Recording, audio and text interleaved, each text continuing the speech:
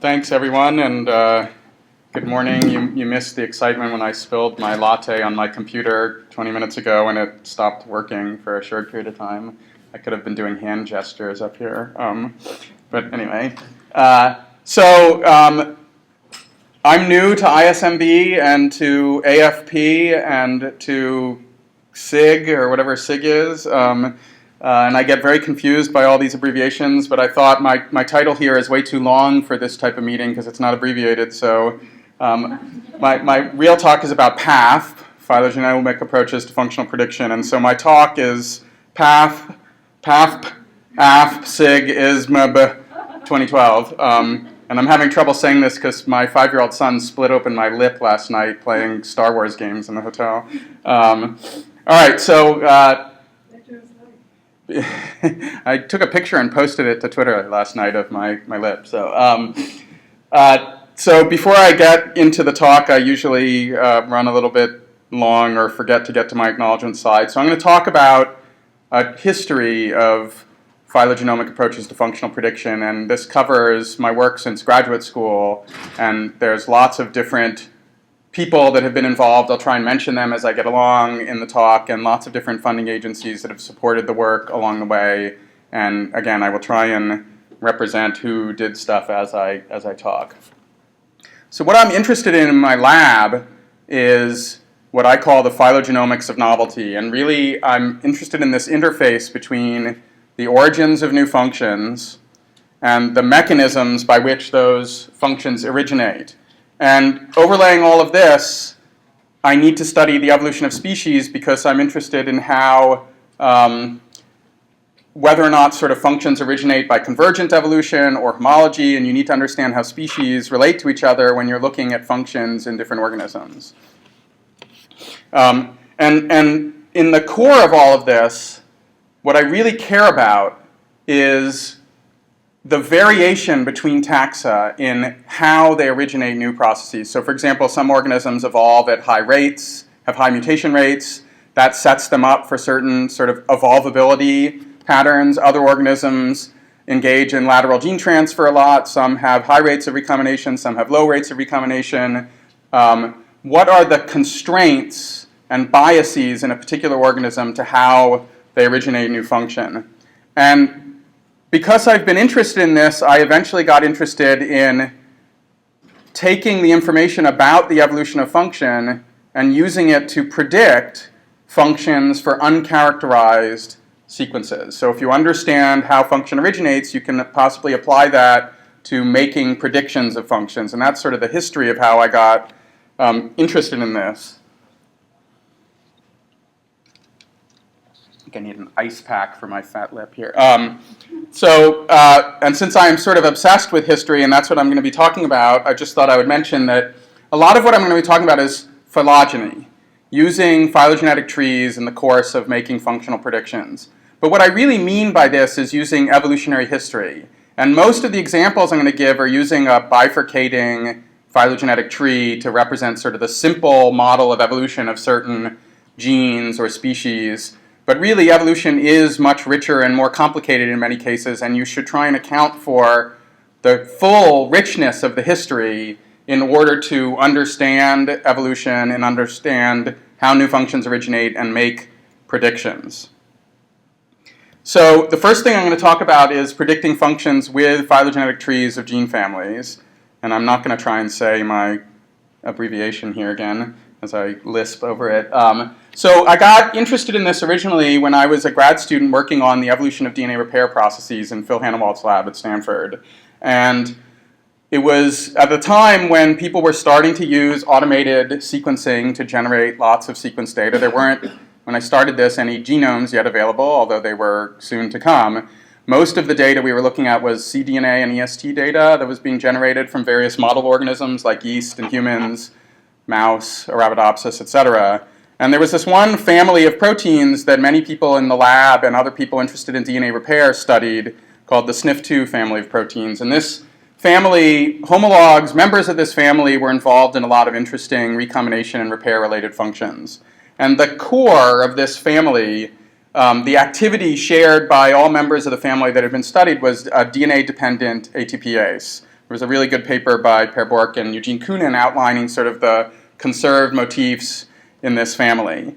And if you looked at the members of this family, there was quite a diversity of functions if you look at the genetic functions among members of this family. So there was transcription activation, transcriptional repression, recombination, specialized processes in DNA repair, chromosome segregation, many of which had unknown functions. And if you looked at the genomes that were, or genome data that was starting to be generated, many species had upwards of 15 to 20 members of this particular family of DNA-dependent ATPases. So as an obsessed evolutionary biologist, the first thing I wanted to do was build evolutionary trees of this gene family. So you make a multiple sequence alignment, you then build evolutionary trees, and what I noticed when I built the evolutionary trees of this gene family was that there seemed to be pretty clear subfamilies within this large gene family. And these subfamilies appeared to map onto what you could call orthology groups. That is, in this subfamily there was a yeast member, a human member, a Drosophila member, and a mouse member, and in this subfamily there was a yeast member, a human member, a Drosophila member, and a mouse member, and so on across many of the subfamilies. Again, genomes weren't available yet, so sometimes there was a member missing from a subgroup, but it looked like these are what you could call orthologous groups, or what I really focused on was that they just clearly appeared to be subfamilies. And if you go back to the multiple sequence alignment, each of the subfamilies also had unique sort of flanking sequence motifs within this family. So subfamily 1 had a bromodomain, and subfamily 2 had a chromodomain, subfamily 3 had a zinc finger or a ring finger, and so on across all of these subfamilies. So there were clear phylogenetic distinction among the subfamilies and clear sequence motif patterns outside of the conserved core domain that I had used to build the phylogenetic tree. And most importantly, when I looked at this, when you looked at experimentally determined functions, not functional predictions, but actual experimentally determined functions, function appeared to be conserved within subfamilies and not conserved between subfamilies. So different functions in different subfamilies and conserved functions within subfamilies.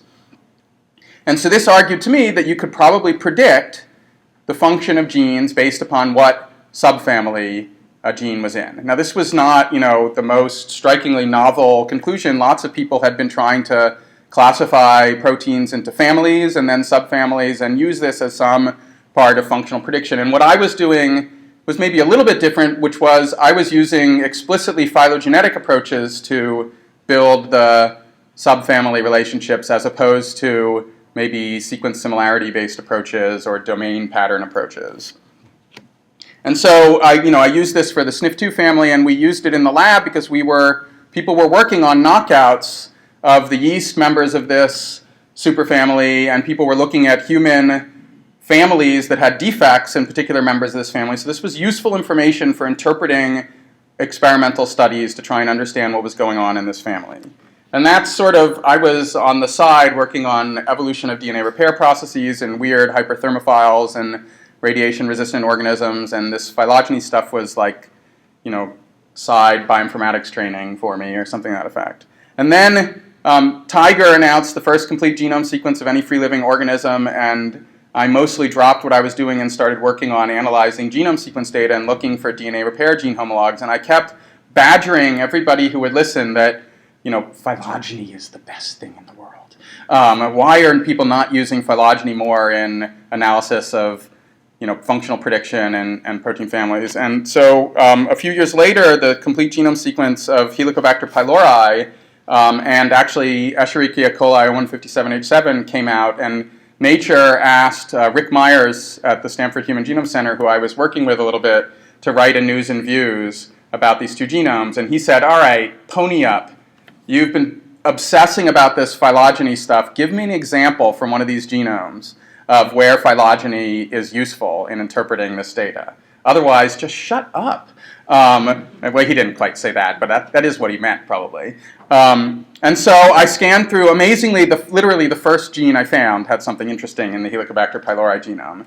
So I read the TIGR genome paper on this, and they had a really interesting section of the paper, which was based upon this BLAST search, in essence, although TIGR probably used a slight variant of BLAST, but I recreated recreated this with BLAST. So one of the genes in the genome, or one of the predicted proteins in the genome, had a BLAST search against Swissprot, which is what people searched at the time, and probably what people should still search against much of the time, that said all the homologs of this gene were annotated as DNA mismatch repair protein. And then, so there were 6 or 7 hits to this sequence. And so TIGR predicted that this gene was mismatch repair protein, and predicted that the organism, Helicobacter pylori, could carry out the process of DNA mismatch repair. And this seemed pretty interesting to me because they also noted in the same paragraph that there was no homolog of mut-L in this genome. So if you look, I was working on the evolution of mismatch repair, so I knew a lot about this. If you look at organisms where mismatch repair had been characterized, so mismatch repair is the process by which, after DNA replication, if an error is put in by the DNA polymerase, organisms can scan through the newly replicated, or the new DNA, and look for mismatches between the template strand, the old DNA, and the newly replicated strand. And if there is a mismatch, they chop out that region of the genome on the newly replicated strand and re-synthesize it. And this greatly reduces the mutation rate in organisms. And this process had been discovered or characterized in a variety of organisms, including E. coli, B. subtilis, yeast, humans, Arabidopsis, across the tree of life. And in every case, members of the mut-S family were required, and members of the mut-L family were required. So here's the first example of an organism that has a mut-S homolog, but no mut-L homolog. And this vexed me. This seemed unusual, especially since I had been using degenerate PCR to try and clone out mut-L homologs from a variety of species. And if a lot of species didn't have mut-L, that kind of pissed me off. So I looked into this further, and basically, again, an obsessed phylogeneticist, all I knew how to do was build evolutionary trees, really. It's pretty much all I still know how to do, and tweet.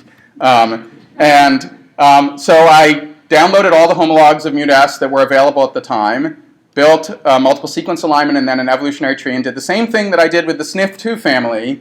I took experimentally determined functions, genetics, biochemistry, whatever it was, and overlaid that onto the tree.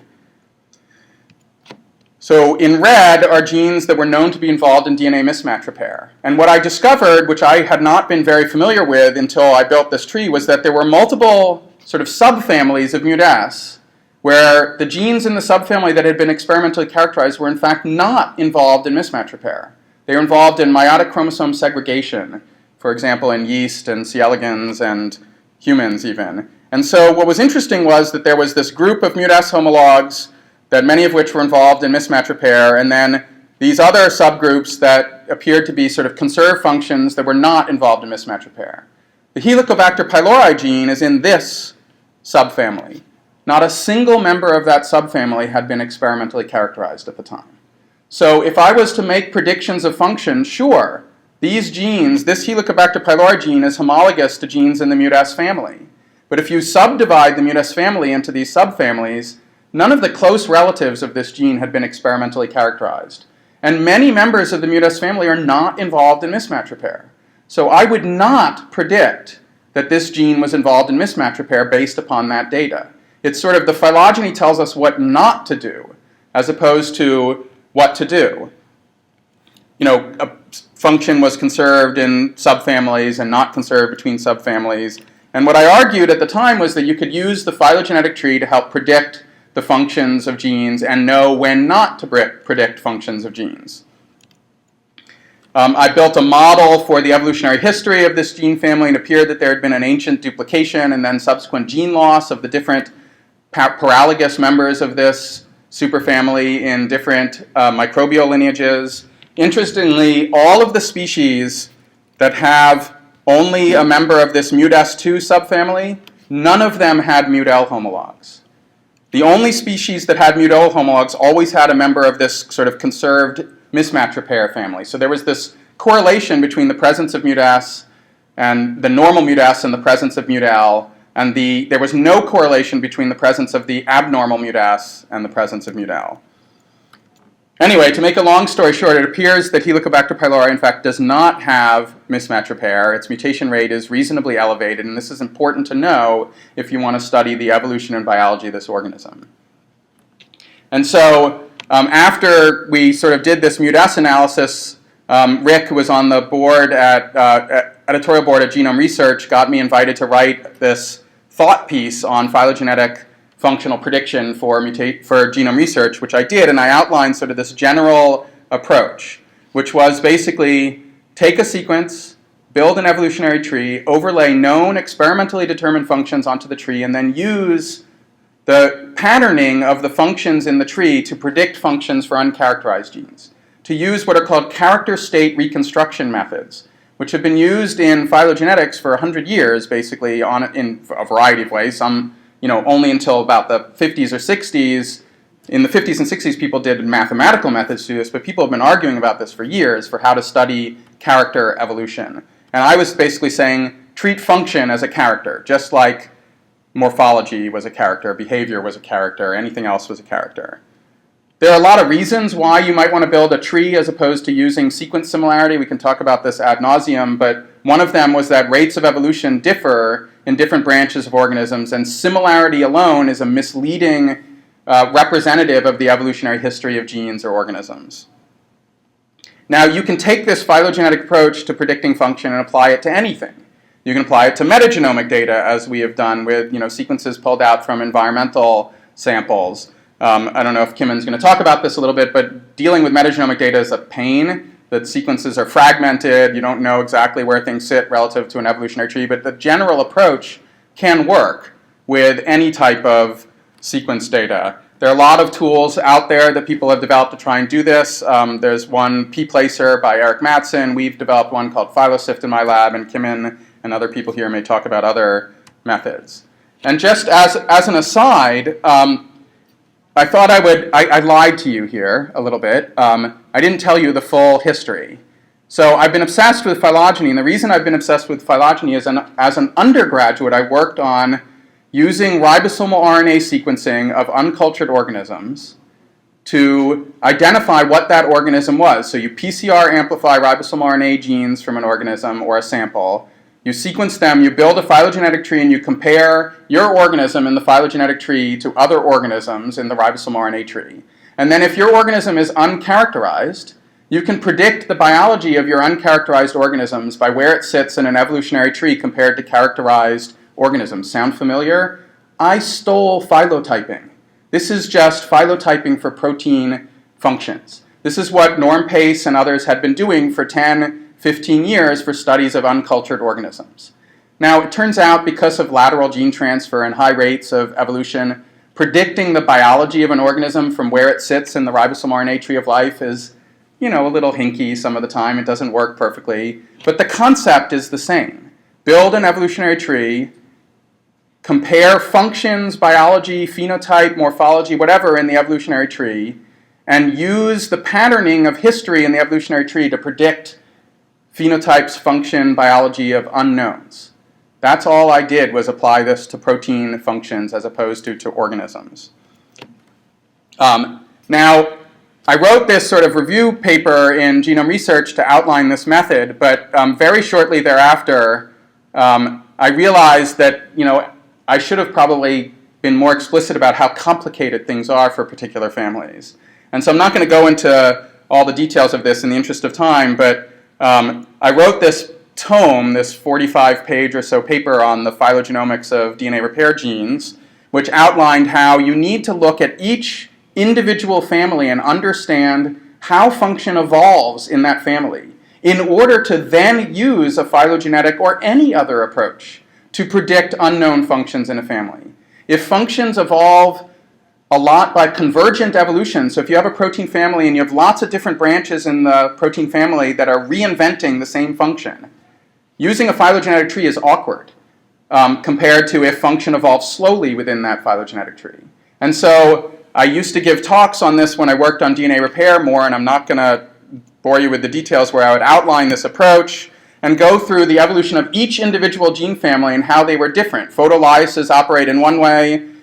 Photoreactivation process, which is usually dependent on photolysis, acts in another way. Alkyltransferases have a different pattern. Glycosylases have yet another pattern. AP endonucleases have yet another pattern.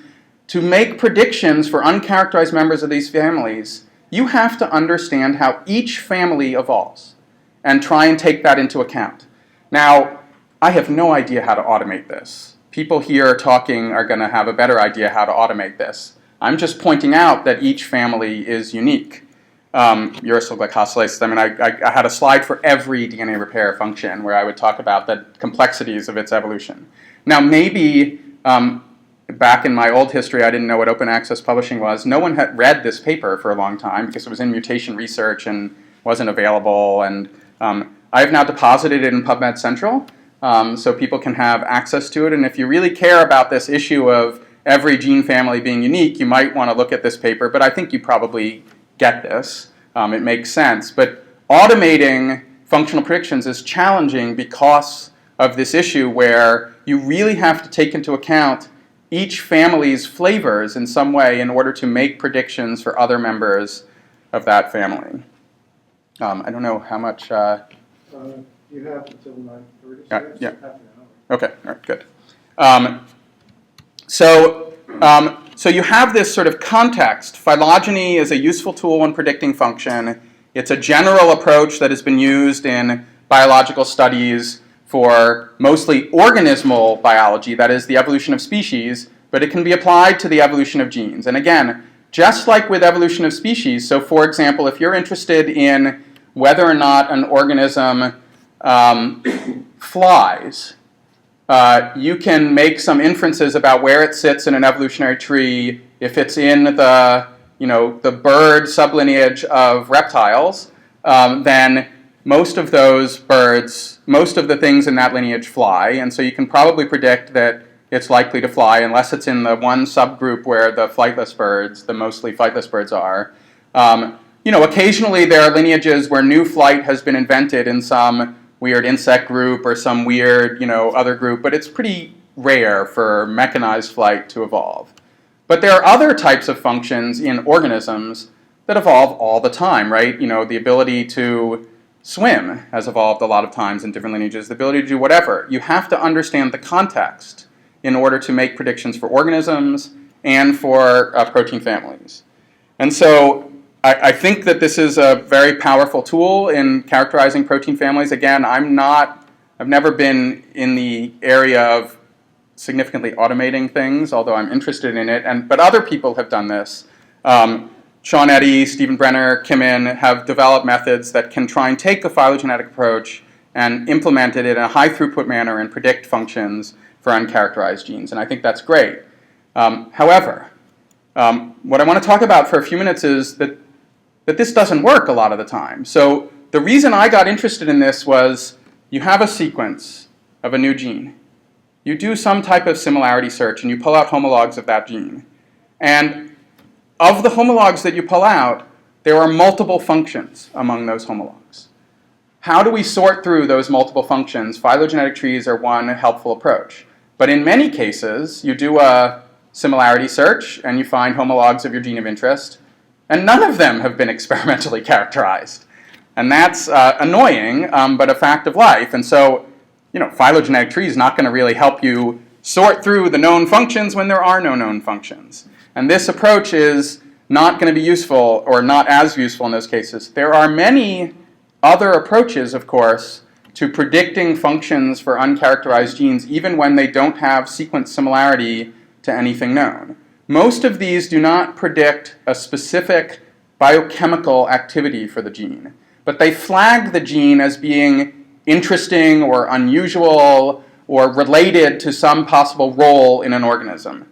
So one approach to doing this, which does in many cases take advantage of phylogeny, is to look at recent changes within a gene family to try and flag whether or not something unusual is going on. So the classic example of this, which has been used for 20 or so years, is looking at synonymous, non-synonymous substitution patterns. And if a gene is under unusual selective pressure, positive or negative selection, you can flag it by its patterns of synonymous and non-synonymous substitution. You can do the same type of thing with looking for lateral gene transfer events in a gene family. You can look for just evolutionary rates. Katie Pollard did a really interesting study a few years ago looking for genes in the human genome that evolved at unusual rates relative to genes in other primates. And so just screening genomes for genes evolving at unusual rates can be a very powerful thing. You can look for recent duplications in gene families. We used to use this all the time at TIGR. So I didn't say, I was at TIGR for 8 years. After banging my head against their genome data, I decided I should join them and worked there for 8 years, sequencing genomes and working on functional prediction methods. And so there's this litany of methods that try and look at recent evolution in gene families, many of which are improved by using phylogeny, and many of which are improved by using genomic data. And that's, to me, that's sort of phylogenomics, is the integration of genomic data and evolutionary approaches. And it can be used for functional prediction. It can be used for lots of other things. And I'm not going to go into a lot of detail on these sort of recent change approaches, but we and other people have published many examples of this where flagging, we used to call this evolutionary genome scanning. So we'd scan through a genome for this list of 10 or so evolutionary events that were in recent evolutionary time that would flag genes for being worth following up for some other purpose. So the thing I want to talk about for a few minutes is an alternative approach for predicting functions for these genes that have that their homologs have no characterized function, which are non-homology functional prediction methods. And these were originally developed in the late 1990s by people like Ed Mercat and David Eisenberg, and there are a variety of groups that develop parallel approaches. There are lots of examples of this, grouping genes by correlated expression patterns in microarray data, looking at location of genes in a genome relative to genes that have been experimentally characterized. So if you have a gene family, no members of the gene family have been experimentally characterized, but every member of the gene family is always next to a photosynthesis gene across every genome, that might suggest, or does suggest, that the gene might be involved in photosynthesis. So there's a litany of these non-homology functional prediction methods, many of which are incredibly cool and incredibly interesting. And the one that we focused on my lab is this one called phylogenetic profiling, which was originally described by Ed Mercat. And the method is pretty simple. You take your gene of interest, or genes of interest, you create a profile of the distribution patterns of those genes and their homologs across genomes. So in this drawing, the rows are genes, the columns are species, and we've grouped the genes by their similarity in their distribution patterns across taxa. And it turns out, especially in microorganisms, that genes that have similar distribution patterns frequently have similar genetic roles or similar functions. And the reason for this is probably pretty simple, although it hasn't been explicitly worked out in a lot of detail. When a bacterium, for example, goes into an environment where it no longer needs a function, let's say photosynthesis, and it goes into the dark, it pretty rapidly loses most or all of the genes involved in that process. There's some sort of either selection for small genomes or constraint upon genome size or bias towards gene loss that leads to this loss of genes pretty rapidly when the process is no longer required. There's also lateral gene transfer, where organisms acquire a process by acquiring all of the genes for that process. And what these two forces create is correlated distribution patterns across species in the presence or absence of genes that have similar genetic roles. A big pathway, for example, or a major complex, or some type of process. And this means that if you group genes by their distribution patterns, you might be able to predict functions for uncharacterized genes, or gene families for which no member has been characterized, based upon that distribution pattern. And so we've used this a lot in genome analyses. And again, we didn't invent this, but we love using this. It's, I think, the most powerful non-homology functional prediction method that is out there. So I'm just going to give you one example of this for this organism, Carboxydothermus hydrogenoformans, which we sequenced when I was at TIGR. It's a DOE darling. It grows at high temperatures, lives on carbon monoxide, and produces hydrogen gas as a byproduct of its metabolism. It's an interesting organism because it's actually in the Firmicutes phylum. That's the low GC gram-positives. And it's been known, based upon ribosomal RNA studies before we sequenced the genome, to be reasonably closely related to certain clostridial species. So we sequenced the genome, we annotated the genome using the standard annotation tools, and something struck us as unusual just in the annotation, which was there were many genes in the genome were annotated as being involved in sporulation. Sporulation is a process which had been found in Clostridia and bacilli and other members of this Firmicutes phylum. That's when an organism basically forms, like Bacillus anthracis, forms a little germ cell, in essence, inside of the mother cell. This is for survival of sort of harsh conditions, and then those spores can germinate by exposure to water or some other agent later on. Carboxylothermus was not known to carry out sporulation, but based upon this genome, we did experiments, or Frank Robb actually did experiments and showed that this organism did in fact form endospores and could sporulate. That's not really the interesting thing. The interesting thing is if you then take the genes in the genome and group them by their distribution pattern of their homologs across taxa, you find these really nice clusters of genes that are found in all the sporulating species and not any of the non-sporulating species. And in particular, if you do phylogenetic analysis, you see that there appears to have been multiple either lateral gene transfer or gene loss events in the history of sporulation, which helps make this method work extra well. But you see these clusters of genes found in the sporulating species and not in the non-sporulating species, many of which were annotated as sporulation genes, but 20 or so genes in the genome of this organism were annotated as conserved hypothetical proteins, but had this distribution pattern of being found in the sporulating species and not in any of the non-sporulating species.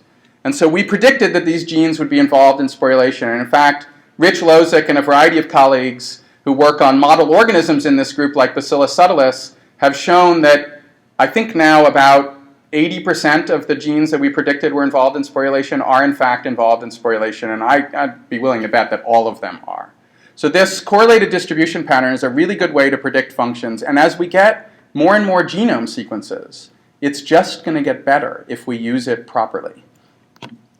So if we use it properly is the key thing. So when you group genes by their distribution patterns, you have to be able to figure out which genes are present in which organisms. And this goes back sort of to the thing I was saying before about each gene family being unique. So if you do this based upon a BLAST cutoff score, and you say, I'm going to use e to the minus whatever as my cutoff score to say whether or not homologs are present for gene 1, gene 2, gene 3, and these other genomes, it doesn't work very well because different gene families have different levels of conservation. And so a standard single BLAST cutoff doesn't work very well.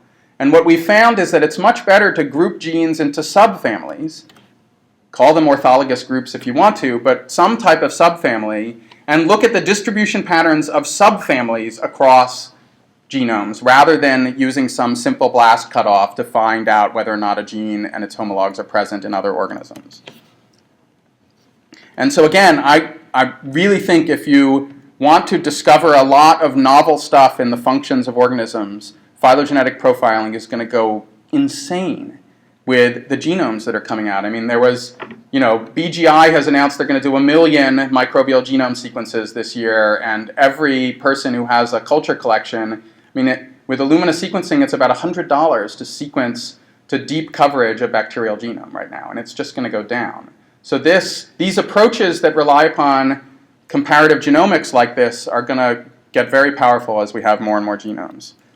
So one other thing I want to talk about, it relates to something I was mentioning before, but it's important to quote Donald Rumsfeld, to know what you don't know.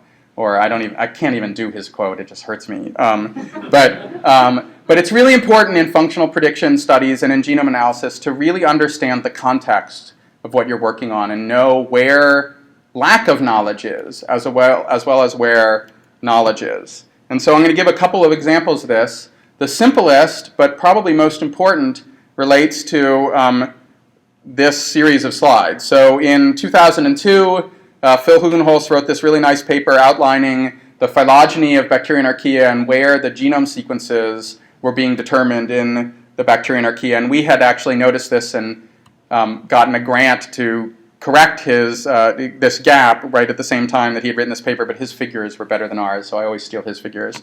So there were about 40 phyla of bacteria at the time, 2002. Almost all of the genomes came from 3 of those 40 phyla: the actinobacteria, the firmicutes, and the proteobacteria. There were a scattering of genomes from some of the other phyla, but usually 1 or 2 from those groups. And there were many, many lineages for which there were no genomes even planned, let alone available.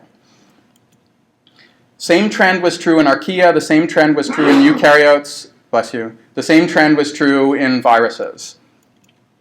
So we got a grant when I was at TIGR to correct this bias. We thought we were doing a grand service to the world. We sequenced 8 genomes. That's like a high school student project right now. Really, in my lab, we have high school students sequencing genomes this summer. So we sequenced the first representative of these 8 phyla for which there were cultured species but no genomes available. And we think we did lots of brilliant stuff with that project, but it was clearly not broad enough to cover the diversity. And when I moved from TIGR to UC Davis, I have an adjunct appointment at the Joint Genome Institute, and we started at the Joint Genome Institute this project, the Genomic Encyclopedia of Bacteria and Archaea, to really fill in the gaps in the phylogenetic sampling of genomes across bacteria and archaea. And basically, we marched our way through the ribosomal RNA tree of life, found lineages for which there was not a genome and for which there was a cultured organism, and then grew that organism, or the DSMZ in Germany grew that organism, and then we sequenced it at the Joint Genome Institute. And there are lots of things we learned from this project. I mean, one of the main justifications for this project relates to functional prediction, which is that if you don't have a broad sampling of genetic diversity, some functional prediction methods don't work very well, such as these non-homology functional prediction methods, but even dividing genes into families and subfamilies. Without broad representation, you can't quite tell which sequences are related to each other and where to draw the lines between families and superfamilies and subfamilies. And so we showed, at least theoretically, coverage of more genomes helps with many of these functional prediction methods. As an aside, making sense out of genome data and using it for functional studies requires that you know something about the organisms. And if you want to do stuff in an automated way, you need a database of information about the organisms. So there's been an effort to sort of store and record and share metadata about the organisms, where they live, what they do, what they metabolize, etc. Be happy to talk to people about this afterwards. Sequencing new genomes doesn't just sort of fill in known families. It leads to discovery of lots of unknown families that had previously not been characterized.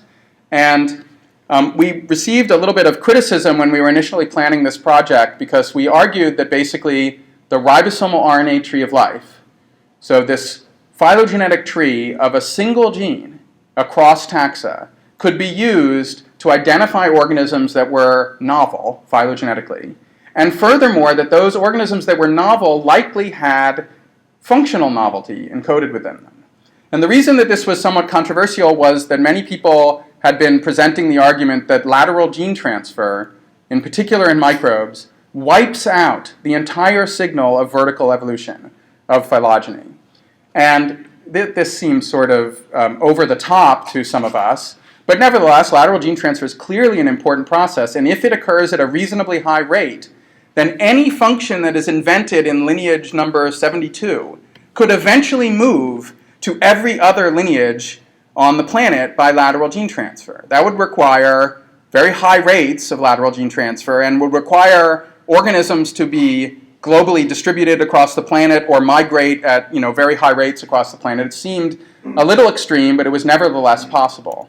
And what we basically showed was, and I'm not going to go into all the details on this, was that if you look at different groups of genomes and you look at the gene families in those genomes, what you see is that the more phylogenetically diverse genomes you look at, the more likely you are to see novel gene families in those genomes.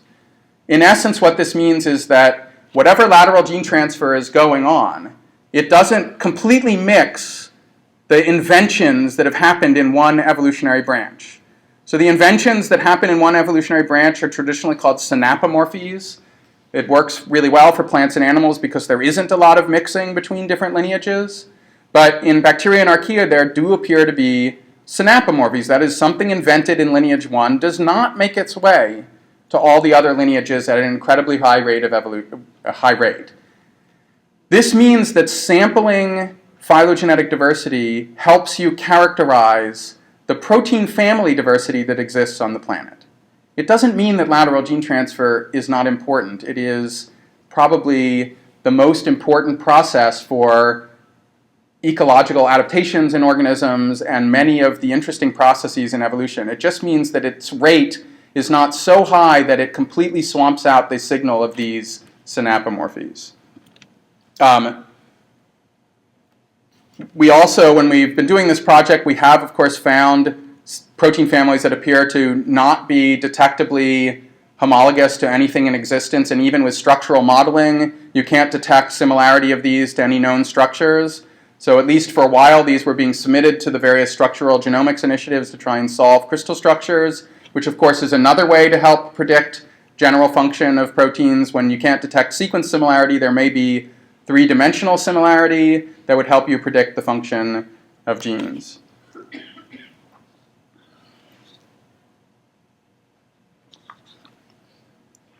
Now, I mentioned right at the beginning that to make the most sense out of comparative data, you need an evolutionary perspective on the species which you're studying. So one thing that you can do with that is build a phylogeny of the species. This is challenging with whole genome data and with issues of lateral gene transfer. Jenna Morgan, a grad student in my lab, has been working on building whole genome trees from all of this data.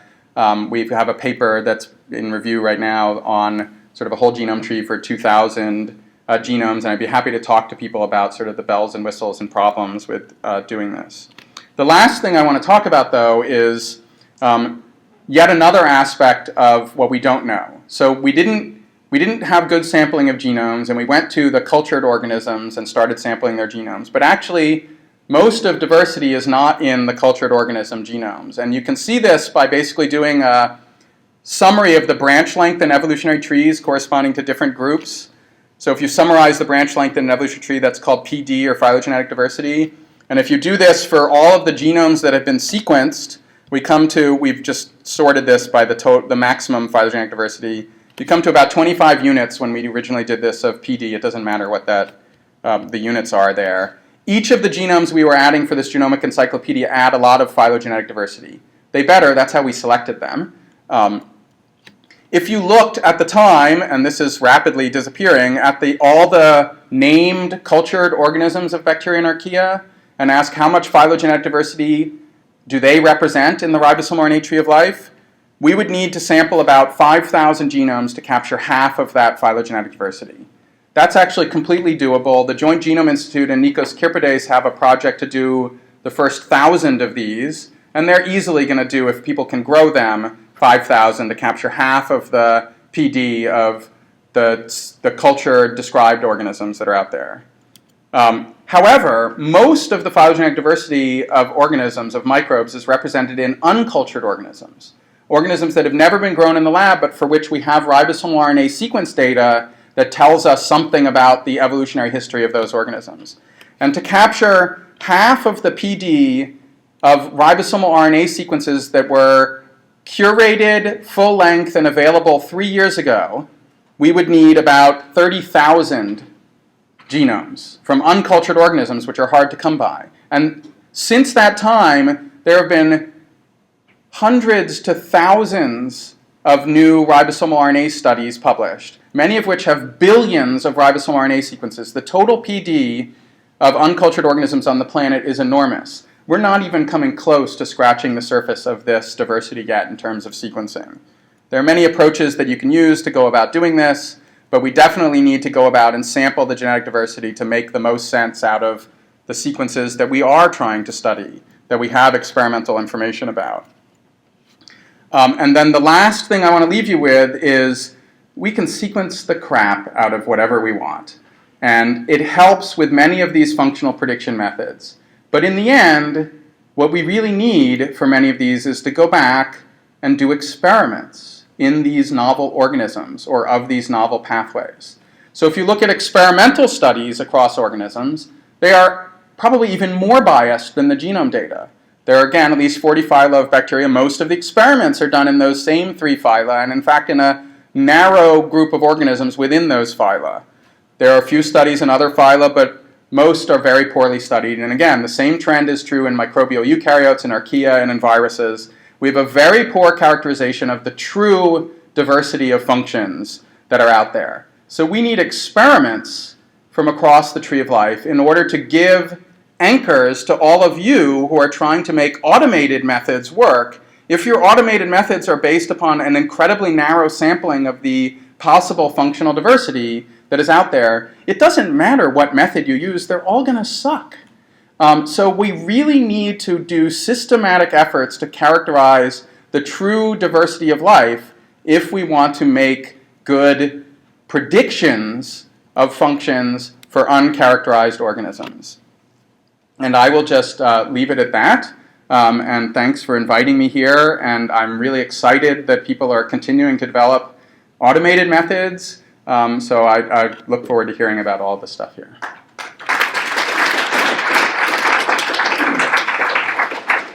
Thank you very much, Jonathan. We have time for a couple of questions. Tina? Brilliant talk. I really enjoyed it. That's typical for listening to talks. But I have a question about the biased sequencing of different microbial species. Is this affecting our estimate of the taxonomic distribution of metagenome data sets? Yeah, so I mean, I skipped over that slide because this was about functional prediction rather than taxonomy. But one of the reasons we did this phylogenetic sampling was that if you go to an environment and you scoop up DNA and you randomly shotgun sequence that DNA and you want to make sense out of it, one of the important things to do is to bin that data and to taxonomically assign the sequences to a particular lineage. And if you happen to hit upon ribosomal RNA data in your environmental sample, we can taxonomically assign that because people have been PCR amplifying ribosomal RNA up the wazoo for years. But almost every other gene family, the only data we have from them comes from genomes. So if you want to anchor metagenomic data into a taxonomic group, and there are no genomes for that taxonomic group, forget it.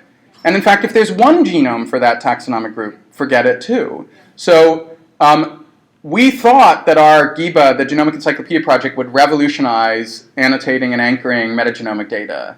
And it turns out it barely did anything. And the reason for this is those last slides that I was talking about, which is we have not touched the phylogenetic diversity of organisms with genome data yet. Sure, our project has done 300 genomes from across the culture diversity of bacteria and archaea. That's great. It helps. But we need, again, 100,000 to really have a hope of anchoring metagenomic data with phylogenetic approaches. And that will help with functional predictions in a variety of ways. If you want to predict pathways, it's helpful to know that they're actually in an organism.